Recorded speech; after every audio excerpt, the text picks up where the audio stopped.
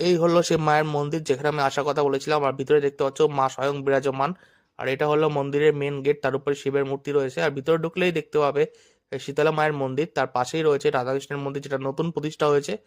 আর এই হলো সেই বটগাছ, অনেক পুরনো, প্রায় 200 থেকে 250 বছর পুরনো বটগাছ। আর এই বটগাছের কুঠুরি থেকেই পাওয়া গেছিল মায়ের শিলামূর্তি কোষ্ঠী পাথরের। তো এখান থেকেই সব পাওয়া ছিল বলেই গ্রিল দিয়ে ঘেরা। আর এই যে দেখতে পাচ্ছ গ্রিল দিয়ে পুরো গোল করে ঘেরা, এই গাছটা হচ্ছে পঞ্চমুণ্ডের আসন, তার উপরে এই গাছটা বসানো হয়েছে। এখানে সাধক সাধনা করেছিল। আর এই যে পুকুরটা দেখতে পাচ্ছ, এটা কিন্তু অ্যাকচুয়ালি পুকুর না, এটা পুকুরে পরিণত করা হয়েছে পাঁচিল তুলে।